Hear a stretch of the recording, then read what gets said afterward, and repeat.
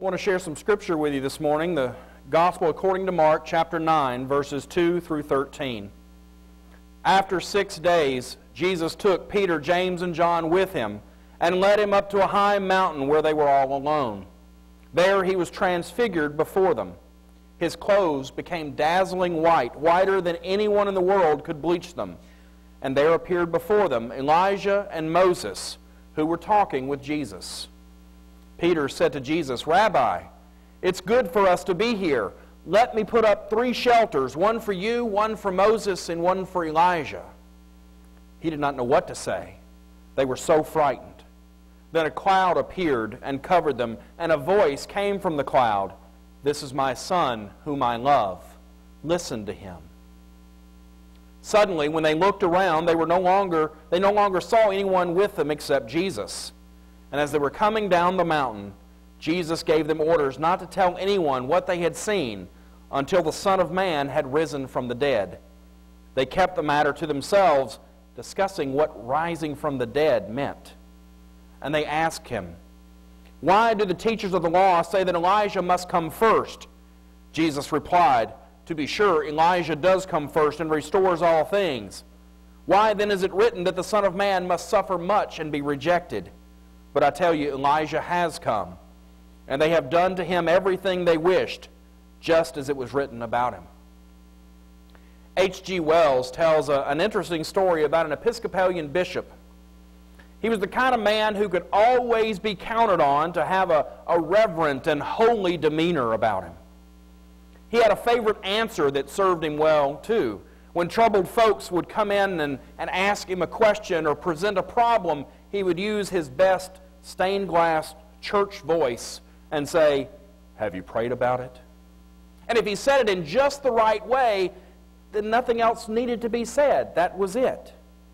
The bishop himself didn't pray very much. After all, his life was kind of uneventful. He felt quite self-sufficient. But one day, his life seemed to tumble in on him. He found himself feeling overwhelmed. And it occurred to the bishop that maybe he should take some of his own advice. So one Saturday afternoon, when no one else was there, he walked into the cathedral. He knelt down and he folded his hands, thinking how childlike he seemed. He began to pray and he said, "Oh God." And suddenly there was a voice. It was a crisp, businesslike voice that said, "Well, what is it?" When the worshipers came in on Sunday, they found the bishop sprawled face down on the floor. They turned him over and discovered that he had passed away. Lines of horror were etched in his face. The good bishop had advised others to approach God in prayer with everything, but when he found himself face to face with the Almighty, it literally scared him to death. The disciples of Jesus had a terrifying experience with God. At least 3 of them did. It was the inner circle consisting of Peter, James, and John. They were with Jesus on this high mountain, and Mark tells us that simply while they were in his presence, that Jesus was transfigured before them. His garments became glistening, intensely white, and there appeared to them Elijah with Moses talking with Jesus. And Peter said to Jesus, "Master, it's well that we're here. Let us make 3 booths, one for you, one for Moses, one for Elijah." And Mark tells us that Peter said this because he didn't know what to say. Because the Scriptures say that he was intensely afraid. Have you ever been so afraid of someone all you could do was babble? People react in different ways when they're scared. Some people become very talkative. Others are morosely silent. Fear brings out some of the best in some people, and others, it makes them crack. The legendary coach Knute Rockne knew something about the power of fear. Today we call it psyching out the opponent. Notre Dame, back in the day, was facing a critical football game against the vastly superior Southern California team. So Rockne went around campus and recruited big guys. Even if they weren't on the football team, it didn't matter. He suited them up and made them look like they were on the football team. So the day of the game, Southern California takes the field first, and they're waiting for the Fighting Irish to come out of the locker room. And then out of the locker room comes an army of these green giants who just keep coming and coming. There were over 100 of them. And the USC team panicked, and the coach tried to remind them, hey, he can only play 11 guys at a time. Don't let it bother you. But the damage was done. USC lost that game. They didn't lose to 100 men. They lost because they were beaten by their own fear. Well, this was not the only time the disciples were fearful in the presence of Jesus. I mean, there were several occasions. In the same chapter, Jesus tries to tell his disciples that he must be crucified, and then 3 days he will rise. Mark tells us not only did they not understand, but they were afraid to ask him about it. Gentle Jesus, meek and mild, how can anyone be afraid of Jesus? That's the thought sometimes, because we have sentimentalized this man so much from Nazareth, we can't imagine grown men being afraid in his presence, but they were. And why not? Well, if he is who we say he is, who could help but being somewhat fearful in his presence? Here was absolute purity, absolute love, and that can be intimidating. Have you ever been in the presence of someone who was so perfect they made you uncomfortable? We talked 3 weeks ago about the authority of Jesus. Have you ever been with someone who speaks with so much authority you can't help but being a little bit intimidated?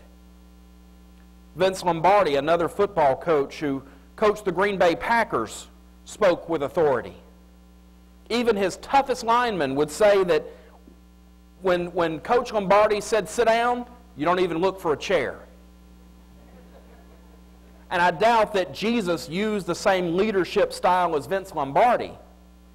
In fact, only a couple of times, according to the Gospels, did we hear about Jesus venting his anger. Still, Jesus could not have been the passive, non-threatening Casper milquetoast sort of fella that many of us have made him out to be. He was absolute purity. That was the significance of his glistening white garments. Absolute purity and absolute love. Those were the sources of his authority. The Transfiguration experience helps us to focus in on Jesus' unique power, his purity and love. You know, one of the men that the stock for whom the stock has risen in popular minds over the past few decades is former President Dwight D. Eisenhower. Howard Chase, who handled the public relations part of Eisenhower's first campaign for presidency, tells about an incident that he believes was a turning point in the campaign for Eisenhower. See, he was scheduled to make a stop in Colorado just prior to the Republican convention. And one of his supporters, a member of the Meat Cutters Union, was also a veteran of the 101st Airborne Division. So he came up with an idea. He said, how about an arrival lunch for 2,000 or more on the Friday before the convention? And how about he and his Union buddies assemble at least 50 paraplegic victims of the attack on Normandy, put them in wheelchairs or on cots or whatever they're able to do, and then have another 250 walking wounded front and center of the podium where Ike would stand. It was a good idea, and it was put into action. So using a mobilized cheering station of 5,000, Ike was met upon his arrival from Colorado at Union Station and escorted to the hotel ballroom. He wasn't told of this conspiracy of veterans and Union support that awaited him. To him, it was just another speech. And at the head table stood 8 black candles that stood 3 feet tall, each one. And from the upper balcony came the sound of taps, not hail to the chief. They played taps, accompanied by that emotional drum roll. And a ghostly silence swept the hall as the paraplegic veterans of the 101st Airborne Division approached each candle, extinguished it as a voice from nowhere seemed to say, Corps of Engineers, 101 killed, 395 wounded. Communications, 80 killed, 425 wounded. and so on down the line of each of the 8 components of that division. Eisenhower stood like an ivory statue. Bloodless fingers, they said, were gripping the lectern as the eerie ceremony continued. The final drum roll ended. Taps wound down, and no one spoke or moved for a full minute. No one even introduced Ike. Finally, he broke the silence and said, with the help of God, this will not happen again. And that's the only thing he said. Nothing else was said. The tension broke and the ballroom just erupted into pandemonium. People were cheering and crying and just excited. The press and radio and TV people were also not immune. Their cheers and tears mingled with those Eisenhower supporters. And Howard Chase turned to his wife with the words, "He's in." Now, was that a political gimmick? Yes. But it wouldn't have worked if Ike had not been the man that he was. Of course, Eisenhower was not in Jesus' league. And that's all right. No one else has been either. The experience on the Mount of Transfiguration will not allow us to make a timid, hesitant, lukewarm affirmation about this man Jesus. Either he is who he says he is or he isn't. And all heaven and earth depends on the answer to that question. And the verses that follow Peter's mindless babblings are insightful. And a cloud overshadowed them, and a voice came out of the cloud, "This is my beloved Son, listen to him." And suddenly, looking around, they no longer saw anyone else with them but Jesus alone. See, the focus of the story ends where it must end, with Jesus. Herb Miller, in his book, Actions Speak Louder Than Verbs, tells about the famous Chapel of Lorento in Santa Fe, New Mexico. This chapel contains a magnificent 22-foot stairway that winds into the choir loft. It's an engineering marvel because there is no support except its own form. It's withstood several hundred years of use, and it's a beautiful work of craftsmanship. But as the pastor and his wife were entering this chapel on a tour, the wife paid very little attention to the Jesus standing in the alcove. At a distance, it looked rather average. But after visiting it, she came over and pulled her husband's coat and said, "Go over there and stand by that Jesus. There's something about it that just gives you the strangest feeling."